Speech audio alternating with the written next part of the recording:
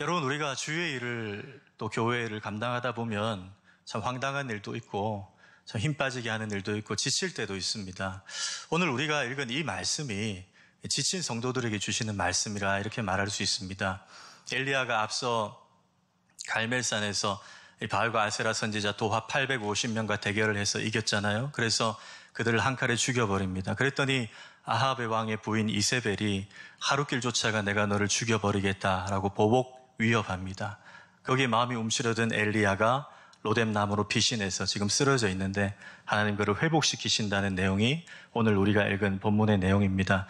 저는 특별히 오늘 이 말씀을 준비하면서 우리 성도님들은 물론이거니와 우리 교회 각국 각 팀에서 여러 봉사하시는 분들 이 말씀을 통해서 좀 위로와 힘을 받았으면 좋겠다 싶어 이 말씀을 선택하고 준비를 했습니다.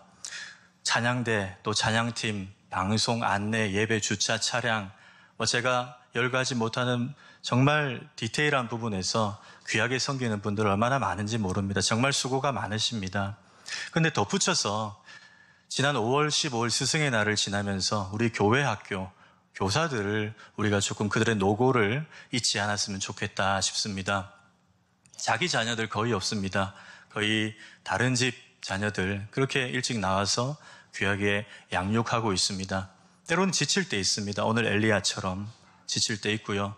또 여러 봉사자들도 마찬가지입니다. 다 내려놓고 싶을 때 있습니다. 그러나 오늘 주시는 이 말씀을 통해서 우리 성도님들과 우리 여러 봉사자들과 우리 교사들이 다시 한번 주님 주시는 힘과 위로로 회복될 수 있기를 먼저 주님의 이름으로 축원합니다.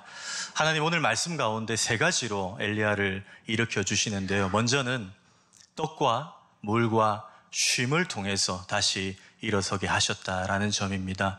여러분 본문 5절과 6절 그리고 8절을 제가 다시 한번 읽어드리겠습니다. 로뎀나무 아래에 누워 자더니 천사가 그를 어루만지며 그에게 이르되 일어나서 먹으라 하는지라. 본즉 머리맡에 숯불에 구운 떡과 한 병 물이 있더라. 이에 먹고 마시고 다시 누웠더니 8절 이에 일어나 먹고 마시고 그 음식물의 힘을 의지하여 40주 40이하를 가서 하나님의 산 호렙에 이르니라 그랬습니다. 지금 육신이 지쳐 로뎀나무 아래에 쓰러져 있는 엘리야를 하나님께서 천사를 보내셔서 떡과 물을 공급하십니다. 그리고 먹고 또 쉬게 하십니다. 다시 일어나 또 먹게 하십니다. 그리고 40주 40야를 걸어서 하나님의 산 호렙산, 신의 산이죠. 그곳으로 인도하십니다. 여러분 우리가 이 장면을 통해서 먼저 알 수 있는 것은 하나님은 우리가 육신에 무리가 올 정도로 지나친 사역의 헌신만을 요구하시는 그런 분이 아니라라는 점입니다. 하나님 때로 우리에게 먹고 때로 좀 쉼을 가지라 때로 또 충전하라 이렇게 요구하시는 그런 자비로우신 하나님이시다라는 점입니다. 제가 전도사 때 섬겼던 교회의 담임 목사님은 정말 본받을 점이 많은 분이셨습니다. 무엇보다도 굉장히 열심히 있는 분, 굉장히 열정적인 분입니다. 그래서 보통 대개의 교회들은 월요일 날 교육자들이 휴무를 하지만 그 교회는 월요일이 없었습니다. 그냥 항상 매주 매일 바쁘게 돌아가는 정말 일을 만들어서 하시는 그런 담임 목사님이셨습니다. 제가 그분 밑에 있으면서 정말 많은 것들을 배웠습니다. 그런데 저는 전도사라서 덜한데 그 당시에 목사님들이 한 번쯤 조금 쉬었으면 월요일은 조금 쉬게 해주셨으면 하는 눈치를 이렇게 보이면 목사님이 단박에 알아차리시고 사탄도 쉬나! 이러면서 막 다그치는 그런 분이셨습니다. 정말 열정적인 분이셨습니다. 지나고 나서 말인데요. 저희는 사탄이 아닙니다. 우리는 영적인 존재가 아니라는 것입니다. 우리는 피로를 느끼고 또 때로는 지쳐 쓰러질 수 있는 그런 연약한 피조물이라는 뜻입니다. 그렇기 때문에 우리가 열심히 해야 되는 건 맞지만 때로는 쉼과 때로는 충전도 필요하다라는 것입니다. 우리나라의 대체로 직장인들을 보면 때로 끼니도 거르고 또 학생들도 마찬가지입니다. 밥도 먹지 않고 열심히 일하고 공부하는 분들 보면 대단하다 이렇게 여기는 경향이 있습니다. OECD 국가 중에 우리나라가 근로시간 1위라고 하더라고요. 그리고 일 중독, 워크홀릭이라 그러죠. 일 중독자도 제일 많은 나라가 상대적으로 우리나라다라는 보도가 있었습니다. 학교나 직장에 대부분 점심 식사 시간이 50분 혹은 1시간, 그 이상 되는 데는 드물다 할 수 있습니다. 밥만 먹어야지, 밥 먹으면서 느긋하게 교제를 한다든지 이런 분위기는 아직 우리나라 가운데 정착되어 있지 않은 것 같습니다. 그래서 그런지 중고생들과 직장인들 가운데 역류성 식도염 환자들이 요즘에 좀 증가한다라는 보도도 있었습니다. 그런 의미에서 우리 예수님 성경에서 적지 않게 식사 교제의 중요성을 말씀하셨는데요. 제가 몇 가지 예를 들어 보겠습니다. 여러분, 삭개오라는 인물을 기억하실 것입니다. 삭개오. 그가 자신이 올라갔던 나무에서 내려와서 자신의 집에 예수님 초대해서 다시 변화된 삶을 살겠노라 회개를 결심했던 자리가 바로 식사 교제의 자리였습니다. 또 우리 교회가 정기적으로 1년에 2번 행하고 있는 성찬식도 알고 보면 예수님과 제자들의 저녁 식사 자리에서 유래한 것이다라는 것입니다. 예수님 십자가에 죽으시고 부활하셔서 엠마오로 가는 두 제자와 함께 거닐 때에 역시 음식을 함께 나누셨습니다.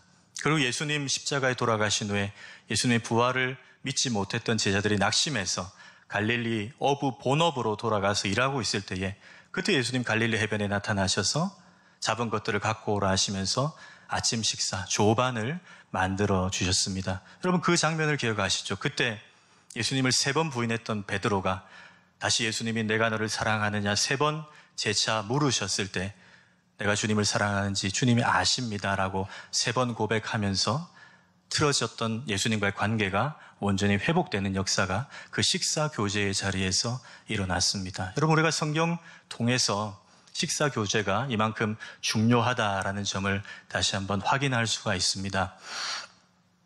교육기관을 섬겨보면 때로는 이럴 때가 있습니다. 우리 자녀들, 우리 아이들 3시간 붙잡고 막 상담하느라고 상담하는 것보다 때로는 3,000원짜리 떡볶이가 아이들에게 더 힘과 격려가 될 때가 있습니다. 자주 가지는 못하지만 여러분, 패밀리 레스토랑 이런 거 있죠. 빕스나 아웃백, TGI, 애슐리 이런데 1년에 한 번씩 아이들 데리고 가면 중고등부 예배 때 볼 수 없었던 놀라운 성령의 임재를 그 아이들이 그곳에서 보여주기도 합니다. 식사의 교제의 중요성을 우리가 발견할 수 있는데요. 여러분, 그런 의미에서 제가 아까 서두에도 언급드렸지만 우리 교사들도 마찬가지입니다.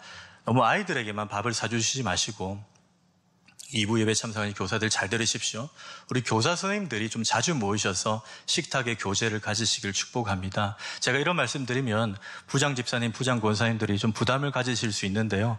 우리가 꼭 비싼 거 먹어야 된다는 법은 없지 않습니까? 우리 주변에 보시면 싼 음식들 많이 있습니다. 김천도 있지 않습니까? 경북 김천이 아니고 김밥 천국입니다. 가보시면요. 저도 깜짝 놀란 게 싼 메뉴가 저렴한 음식이 80가지가 넘더라고요. 자주 모셔서 식탁의 교제를 가지시는 거예요. 짜장면 한 그릇 놓고도 식탁의 교제를 가지실 수 있습니다. 그러할 때에 여러분, 교사들도 인간인지라 엘리야처럼 지칠 수 있습니다. 그러면 그런 시간들을 자주 마련해 줌으로써 교사들이 힘을 얻게 되고 교사들 사이의 분위기가 달라집니다. 여러분, 교사들이 힘을 얻게 되면 누구에게 유익합니까? 결국 여러분이 맡기신 자녀들이 그 분위기를 고스란히 전해받게 된다라는 것입니다. 우리 여러 각국의 각 팀에 봉사하시는 분들도 마찬가지입니다. 찬양대, 찬양팀, 방송실, 또 예배 안내, 주차, 차량, 사랑부 교사 등등 자주 식탁의 교제 시간을 가지시기를 권합니다. 왜냐하면 자주 가지시다 보면 너무 일만으로 만나는 것이 아니라 그 교제의 시간을 통해서 우리 팀원들 가운데 이런 분이 있었구나. 또 이런 생각을 가진 분이 있었구나. 또 얘기하다 보면 자연스럽게 마음을 열게 되고 기도의 제목도 공유하게 됩니다. 그러면 서로 간에 기도할 수 있는 분위기가 정착됩니다. 여러분, 서로 간에 기도할 수 있는 관계인데 그 사람을 미워하고 그 사람이 잘못되기를 바라고 그 사람에게 상처 주는 말하고 그런 일이 일어날 수 있겠습니까? 그럴 수 없죠. 일단은 팀원들 간의 분위기가 달라지게 되면 그 국이 또 그 분위기가 좋아집니다. 여러분, 각 국들이 분위기가 좋아지면 결국 어디 분위기가 좋아집니까? 부민교회 전체 분위기가 좋아지는 것입니다. 여러분, 이것은 제가 주장하는 개인적인 논리가 아니고요. 우리가 표방해야 될 초대교회의 모습인데 사도행전 2장 46절, 47절 우리 함께 한번 읽어보겠습니다. 시작. 날마다 마음을 같이하여 성전에 모이기를 힘쓰고 집에서 떡을 떼며 기쁨과 순전한 마음으로 음식을 먹고 하나님을 찬미하며 또 온 백성에게 칭송을 받으니 주께서 구원받는 사람을 날마다 더하게 하시니라. 한번 띄워놔 주십시오. 여러분 보십시오. 집에서 떡을 떼고 또 음식을 나눕니다. 이렇게 했더니 결과가 어떻다고요? 주께서 구원받는 사람을 날마다 더하게 하시리라. 이 식탁 교제를 통해서 분위기가 좋아지니까 교회가 부흥하더라는 거예요. 식탁 교제가 교회의 성장과도 직결된다라는 점을 우리가 확인할 수가 있습니다. 여러분, 그런 의미에서 지금 옆에 계신 분들께 한번 이렇게 축복 인사하십시다. 언제 한번 식탁 교제 하십시다. 이렇게 한번 인사해 보십시오. 언제 한번 식탁 교제 하십시다. 예, 이렇게 우리 교회 가운데 서로를 격려하고 세워주는 이런 식탁 교제의 장이 먼저 많이 열릴 수 있기를 주님의 이름으로 축복합니다. 두 번째로 하나님 엘리야를 일으키시는데요. 세미한 음성을 통해서 다시 일어서게 하셨다라는 점입니다. 여러분 본문 11절, 12절 제가 한번 읽어드립니다. 여호와께서 이르시되 너는 나가서 여호와 앞에서 산에 서라 하시더니 여호와께서 지나가시는데 여호와 앞에 크고 강한 바람이 산을 가르고 바위를 부수나 바람 가운데에 여호와께서 계시지 아니하며 바람 후에 지진이 있으나 지진 가운데에도 여호와께서 계시지 아니하며 또 지진 후에 불이 있으나 불 가운데에도 여호와께서 계시지 아니하더니 불 후에 세미한 소리가 있는지라. 아멘. 이제 엘리야의 육체가 어느 정도 회복이 되었습니다. 그래서 40일 걸어서 호렙산까지 왔습니다. 아직 부족합니다. 하나님께서 그의 영을 온전히 회복시키시길 원하는데요. 크고 강한 바람이 불었습니다. 지진이 일어났습니다. 또 불이 나타났습니다. 그러나 성경은 그 가운데 여호와께서 계시지 아니하며 그랬습니다. 언제 주님의 임재가 나타났습니까? 불 후에 세미한 소리가 있는지라. 그게 주님의 음성이었습니다. 여러분, 우리가 이 시대에 세미한 소리, 세미한 주님의 음성을 어떻게 들을 수 있습니까? 제가 아는 고신대 신학과 출신의 한 전도사님이 있는데요. 이분이 교제하는 자매가 있었습니다. 이 자매는 국내 한 선교단체에 몸을 담고 있었습니다. 이 자매와 이 형제는 결혼을 생각하고 교제하고 있었는데요. 한 번은 이 자매가 이 신학생 형제에게 우리가 결혼하려면 내가 몸담고 있는 선교단체에 함께 훈련을 좀 받자라고 제안을 합니다. 고민 끝에 이 신학생 형제가 알겠다라고 하고 그 선교단체 훈련 받는 곳에 따라갑니다. 갔더니 한 10여 명 정도를 이렇게 둥글게 모아놓고 리더 간사가 조금 설교를 합니다. 설교를 하다가 갑자기 다 눈을 감으라고 합니다. 그리고는 이제부터 하나님의 음성을 10분간 들으십시오.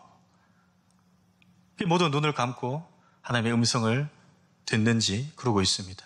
10분이 지나가고 이제 시계 방향으로 돌아가면서 자신이 지금 들은 하나님의 음성을 각자 이야기하십시오라고 합니다. 한 명씩 얘기하고 오는데요. 모두가 너무 자연스럽게 얘기하는 겁니다. 하나님 제게 이렇게 말씀하셨어요. 하나님 제게 이런 말씀을 주셨어요. 이렇게 말씀하는 거예요. 근데 이 신학생 친구 순서가 다가오는데 이 친구가 고민이 되는 거예요. 자기에게는 아무 음성이 들리지 않았거든요. 거짓말을 해야 되나? 내가 그래도 신학생인데 영성이 있는 척 해야 되나? 막 이런 고민을 순간적으로 하게 됩니다. 그러다가 거짓말은 할 수 없다. 자기 순서가 되어서 이렇게 말합니다. 저에게는 하나님이 아무것도 안 들려주셨는데요. 그냥 이렇게 솔직하게 말해버렸습니다. 저한테 그 얘기를 하길래 제가 잘했다 그랬어요. 잘했다 그랬어요. 그 여자친구가 어떻게 된지 저도 모르겠습니다. 그런데 저는 여러분 오해하지 마십시오. 제가 모든 성령의 신비한 사역들을 다 부정하는 것은 아닙니다. 제가 어떻게 성령님의 사역을 제한할 수 있겠습니까? 그런데 그런 식으로 하나님의 음성을 듣는다라는 것은 좀 위험할 수 있다라는 것입니다. 여러분 그렇지 않습니까? 그 당사자의 당시의 기분이나 평소 좋아하는 기호, 호불호에 따라서 순간 드는 생각을 하나님의 음성으로 간주해버릴 수 있다라는 것입니다. 그러면 그것만큼 위험한 것이 없죠.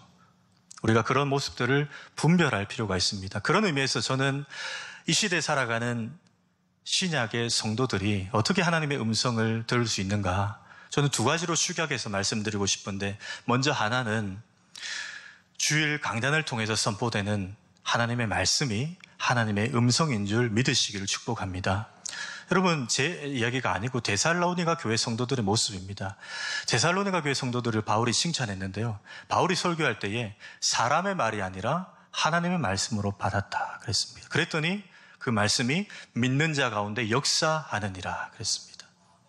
주일 강단에서 선포되는 말씀, 새벽 강단, 수요 강단에서 선포되는 그 말씀을 하나님의 음성으로 받아들일 때 놀라운 역사가 일어나더라라는 것입니다.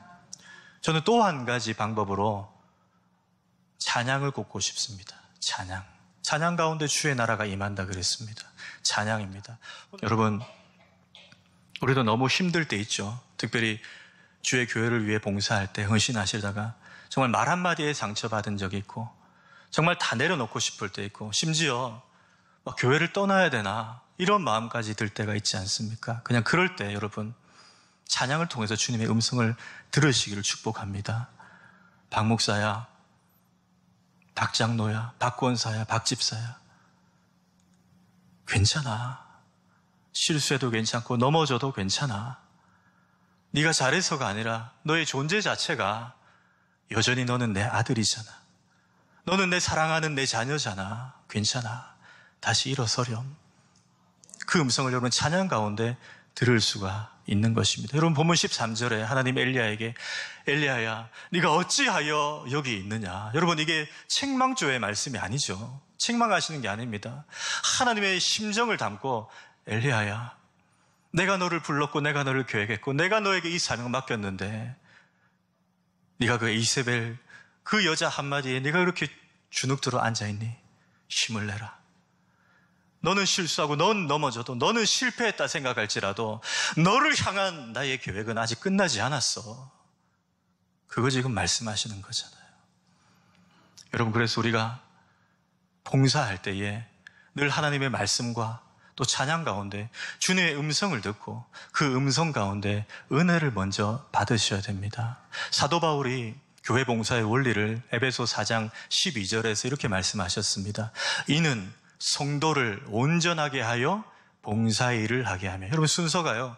봉사가 먼저 아니에요. 성도가 온전하게 되는 거예요. 우리가 은혜 받는 게 먼저라는 거예요. 말씀과 찬양 가운데 임하시는 주님의 음성에 귀 기울일 때 우리에게 하나님의 놀라운 은혜가 임하는 놀라운 이 진리를 저 말씀에서 보여주시는 것이죠. 여러분 중요한 것은요. 교회에서 하는 주차나 안내나 모든 사역들이 영적인 일이라는 겁니다. 여러분 목회자가 설교하는 것만 영적인 일이 아닙니다. 여러분 그렇게 생각하시면 안 돼요. 예배당 앞에 서서 새로 오신 분에게 웃으며 인사하는 것도 영적인 일입니다. 식당 봉사도 영적인 일이고요. 얼마나 귀한 일인지 모릅니다. 무슨 말이냐 하면 영적인 일이기 때문에 사람의 힘으로 하면 지친다라는 거예요. 사람의 힘으로 하면 지칠 수밖에 없습니다. 왜요? 영적인 일이기 때문에. 그래서 우리가 말씀과 찬양 가운데 주의 음성으로부터 주어지는 그 은혜를 먼저 누려야 하는 것입니다. 사랑하는 봉사자 여러분, 성도 여러분, 또 교사 여러분, 말씀과 찬양 가운데 먼저 주님의 세미한 음성을 들으시기를 축복합니다. 이 음성을 들으실 때 우리에게 은혜가 주어지며 이 은혜의 힘으로 하나님 여러분에게 맡기신 모든 사역들을 넉넉히 감당할 수 있기를 다시 한번 주님의 이름으로 축원합니다. 마지막 세 번째로 하나님 엘리야를 7,000명의 동력자들을 통해서 다시 일어서게 하셨습니다. 여러분 본문 10절과 14절 보시면 엘리야가 하나님 앞에 오직 저만 남았습니다. 오직 나만 남았건을 두 번이나 토로합니다. 외롭다는 거예요. 두렵다라는 것입니다. 그런데 하나님 이 엘리야의 기도에 뭐라고 답하십니까? 18절에 보니까 함께 읽겠습니다. 시작. 내가 이스라엘 가운데에 다발에게 입맞추지 아니한 자니라. 혼자가 아니라는 겁니다. 혼자가 아니라 아직 배교하지 않은 너의 동력자들이 있다라는 거예요. 이 7,000명이 있다. 여러분 상징적으로 이 시대에 여러분의 7,000명은 누구입니까? 바로 여러분 옆에 앉아 계시는 여러분과 함께 교회를 섬기시는 우리 부민교회 동력자들이죠. 우리 부민교회 공동체가 저와 여러분의 7,000명입니다. 여러분 요즘에 1인 식당이 굉장히 늘고 있다고 해요. 요즘 혼자 사는 분들이 많고 혼자 밥 먹으러 오는 분들이 많아서 테이블 하나만 놓고 딱 식사할 수 있는 그런 1인 식당들이 늘고 있다라고 합니다. 심지어 죄송하지만 혼술족도 는데, 혼술족, 혼자 술 마시는 족속들, 혼술족도 는다라고 합니다. 혼자 하면 편하죠, 여러분. 편합니다. 그러나 어쩌면 이것이 성경이 말하는 말세에 나타나는 이기적인 개인주의적인 모습이 아닌가 염려가 될 때가 있습니다. 여러분, 우리가 지난주에 다뤘던 본문 디모데후서 3장에 보시면 말세에 나타나는 현상들을 쭉 열거했잖아요. 2절에 보십시오. 뭐라 되어 있습니까? 사람들이 자기를 사랑하며 그랬어요. 이게 조금 안 좋은 표현입니다. 사람들이 자기를 사랑한다. 자기 사랑이 너무 심해진다라는 거예요. 근데 여러분, 이것이 세상 사람들의 문제가 아니라 신앙에 있어서도 영적 이기주의가 있을 수 있다라는 것입니다. 여러분, 예수님 당시에 바리새인들이 그랬잖아요. 누가복음 18장에 보시면 세리와 바리새인의 기도에, 이 바리새인의 기도를 이렇게 표현했습니다. 바리새인은 서서 따로 기도하여. 하나님 우리에게 말세가 될수록 자기 사랑하지 말고 서로 사랑하라 그러셨는데 따로 기도하고, 나는 저 세리와 다르다는 거예요. 나는 저 다른 성도들과 다르다는 거예요. 저기 있으면 피곤하다는 거예요. 같이 일하면 너무 힘들다라는 거예요. 그래서 나는 따로 그냥 주님만 바라보고 신앙생활을 하겠다. 그냥 주일 예배만 드리고 가겠다. 봉사 안 하겠다. 교제 안 하겠다라는 거예요. 어쩌면 그런 모습들이 예수님 당시에 저 바리새인들의 모습과 비슷하지 않냐. 우리가 우리 스스로를 돌아봐야 합니다. 한 목사님이 어느 성도님 가정을 방문했는데요. 그 성도님은 주일 예배 한 번만 딱 드리고 교회 봉사나 또 기관 교제나 전혀 이런 거 안 하시는 분이셨어요. 이 목사님이 그 성도님 가정을 방문했는데 아마 겨울이었나 봅니다. 집안에 벽난로가 이렇게 있었습니다. 가자마자 바로 예배를 드리시지 않고 그 벽난로 앞에 앉아서 그 벽난로를 한참 동안 목사님이 바라보고 있었습니다. 그러다가 부집개를 들고 벽난로 안에 있는 석탄 하나를 집어서 앞에 있는 쟁반에 꺼내어 놓습니다. 그 광경을 그 성도님도 다 보고 있었지요. 그랬더니 그 석탄이 어떻게 됩니까? 점점 검게 식어져 갑니다. 잠시 후에 목사님이 그 석탄을 다시 집어서 화롯불 안에 넣어 놓습니다. 그랬더니 어떻게 됐을까요? 옆에 있는 다른 석탄들과 함께 다시 처음처럼 붉게 다 올랐습니다. 그 성도님이 눈치를 챘습니다. 그리고 목사님께 이렇게 말합니다. 예, 목사님, 말씀 안 하셔도 무슨 말씀 하실지 알겠습니다. 제가 다음 주부터 예배 드리고 또 봉사도 하고 아내와 함께 기관 전도회에도 가서 교제도 하겠습니다. 이렇게 돌이켰다라고 합니다. 여러분, 인디안 속담 중에 빨리 가려면 혼자 가고 멀리 가려면 함께 가라라는 아주 좋은 말이 있습니다. 무슨 뜻일까요? 공동체가 그만큼 중요하다라는 뜻입니다. 여러분, 우리가 외우고 있는 주기도문을 한번 생각해 보십시오.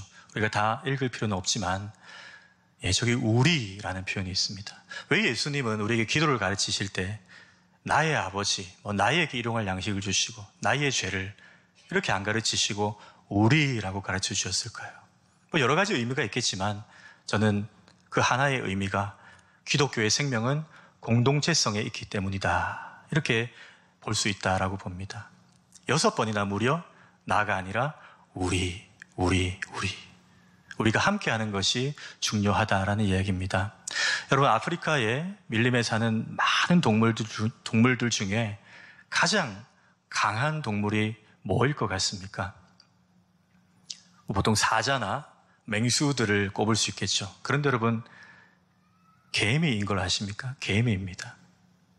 여러분, 개미가 10수만 마리가 떼를 지으면 무려 그 길이가 10리나 된다고 합니다. 4kg죠. 엄청난 사이즈입니다. 개미떼가 그렇게 이동을 하면 심지어 코끼리도 소리를 지르며 다른 곳으로 도망가고 사자도 다른 곳으로 피한다라고 합니다. 여러분, 개미는 한 마리만 놓고 보면 미약한 곤충입니다. 그러나 그것이 떼를 이루었을 때는 심지어 자고 있는 코끼리를 습격해서 하루 이틀 만에 앙상한 뼈만 남길 수 있는 것이 개미떼라고 합니다. 여러분, 교회 일도 마찬가지입니다. 혼자 하면 외롭고 약합니다.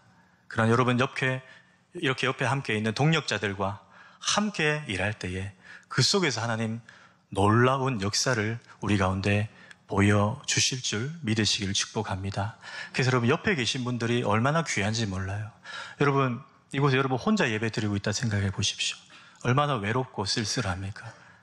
그 옆에 한 400명 정도 되는 성도님들 함께 동력하고 함께 예배할 수 있다는 것 얼마나 귀한 일입니까? 우리 옆에 분들에게 이렇게 한번 축복할까요? 성도님 참 귀하십니다. 이렇게 한번 축복하십시다. 예. 우리 시간 마지막으로 전도서 4장 말씀을 한번 읽고 말씀을 정리하겠습니다. 전도서 4장 9절에서 12절 말씀인데요. 우리 한 목소리로 함께 읽어보겠습니다. 시작. 두 사람이 한 사람보다 나음은 그들이 수고함으로 좋은 상을 얻을 것임이라. 혹시 그들이 넘어지면 하나가 그 동물을 붙들어 일으키려니와 홀로 있어 넘어지고 붙들어 일으킬 자가 없는 자에게는 화가 있으리라. 또 두 사람이 함께 누우면 따뜻하거니와 한 사람이면 어찌 따뜻하랴. 한 사람이면 패하겠거니와 두 사람이면 맞설 수 있나니 세 겹줄은 쉽게 끊어지지 아니하느니라. 아멘. 말씀을 정리합니다. 우리 봉사자, 우리 성도님들, 우리 교사 여러분 많이 지치고 힘들 때 있습니다. 그러나 그럴 때 함께하는 식탁의 교제로 회복하시고 또 말씀과 찬양 가운데 임하시는 주님의 그 음성 통해서 회복하시고 또 함께 일하는 동력자들 바라보시면서 회복하셔서 남은 생에도 하나님 나라를 위해서 귀하게 쓰임받는 저와 우리 모든 성도님들 다 될 수 있기를 주님의 이름으로 축원합니다.